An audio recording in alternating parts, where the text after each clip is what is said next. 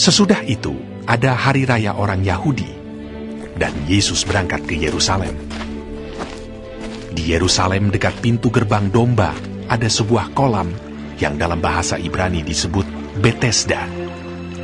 Ada 5 serambinya, dan di serambi-serambi itu berbaring sejumlah besar orang sakit, orang-orang buta, orang-orang timpang, dan orang-orang lumpuh yang menantikan goncangan air kolam itu. Sebab sewaktu-waktu turun malaikat Tuhan ke kolam itu dan menggoncangkan air itu. Barang siapa yang terdahulu masuk ke dalamnya sesudah goncangan air itu, menjadi sembuh, apapun juga penyakitnya. Di situ ada seorang yang sudah 38 tahun lamanya sakit. Ketika Yesus melihat orang itu berbaring di situ, dan karena ia tahu bahwa ia telah lama dalam keadaan itu, berkatalah ia kepadanya, "Maukah engkau sembuh?" Jawab orang sakit itu kepadanya, "Tuhan, tidak ada orang yang menurunkan aku ke dalam kolam itu apabila airnya mulai goncang. Dan sementara aku menuju ke kolam itu, orang lain sudah turun mendahului aku." Kata Yesus kepadanya, "Bangunlah, angkatlah tilammu dan berjalanlah." Dan pada saat itu juga, sembuhlah orang itu. Lalu ia mengangkat tilamnya dan berjalan. Tetapi hari itu hari Sabat. Karena itu orang-orang Yahudi berkata kepada orang yang baru sembuh itu, "Hari ini hari Sabat, dan tidak boleh engkau memikul tilammu." Akan tetapi ia menjawab mereka, "Orang yang telah menyembuhkan aku, dia yang mengatakan kepadaku, 'Angkatlah tilammu dan berjalanlah.'" Mereka bertanya kepadanya, "Siapakah orang itu yang berkata kepadamu, 'Angkatlah tilammu dan berjalanlah'?"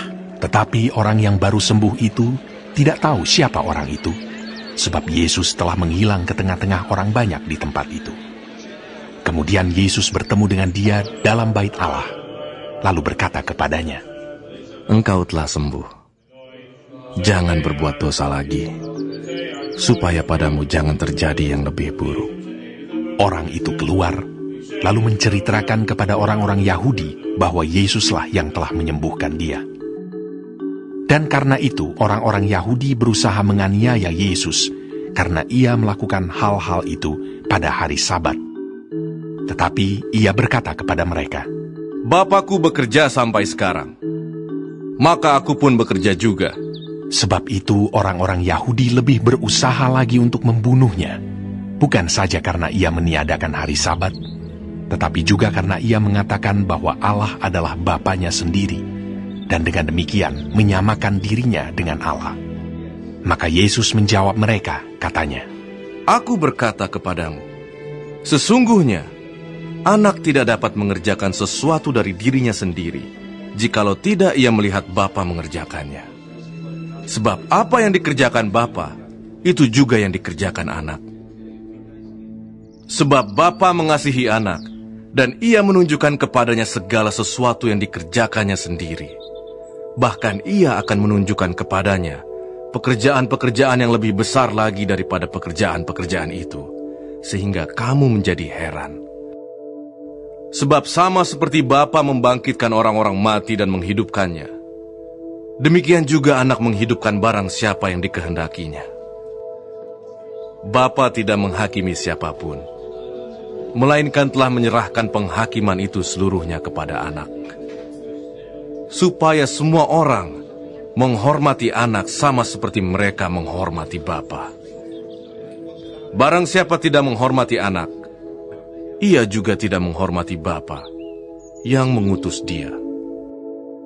Aku berkata kepadamu, sesungguhnya barang siapa mendengar perkataanku dan percaya kepada Dia yang mengutus aku, ia mempunyai hidup yang kekal dan tidak turut dihukum.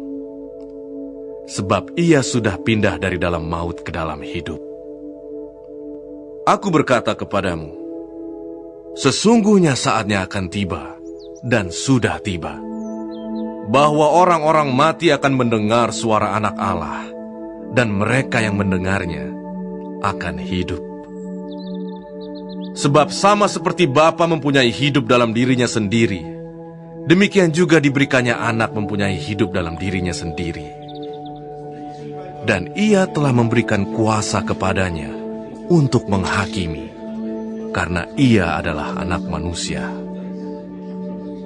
Janganlah kamu heran akan hal itu, sebab saatnya akan tiba, bahwa semua orang yang di dalam kuburan akan mendengar suaranya. Dan mereka yang telah berbuat baik akan keluar dan bangkit untuk hidup yang kekal. Tetapi mereka yang telah berbuat jahat akan bangkit untuk dihukum.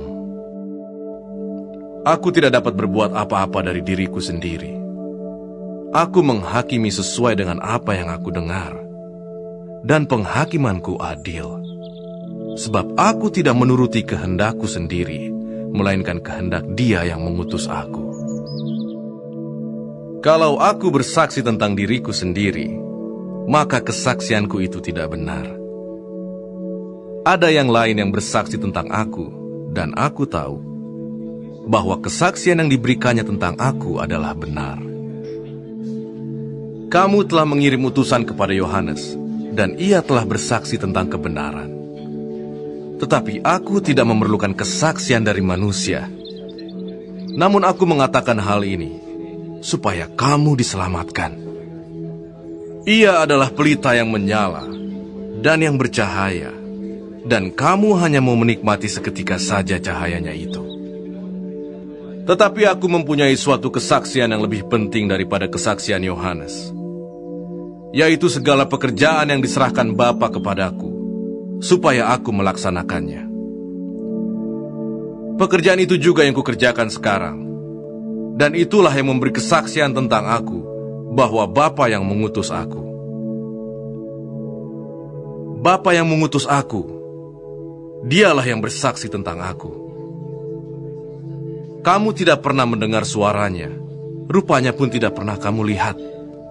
Dan firman-Nya tidak menetap di dalam dirimu, sebab kamu tidak percaya kepada Dia yang diutusnya. Kamu menyelidiki kitab-kitab suci, sebab kamu menyangka bahwa olehnya kamu mempunyai hidup yang kekal. Tetapi walaupun kitab-kitab suci itu memberi kesaksian tentang aku, namun kamu tidak mau datang kepadaku untuk memperoleh hidup itu. Aku tidak memerlukan hormat dari manusia. Tetapi tentang kamu, memang aku tahu bahwa di dalam hatimu, kamu tidak mempunyai kasih akan Allah.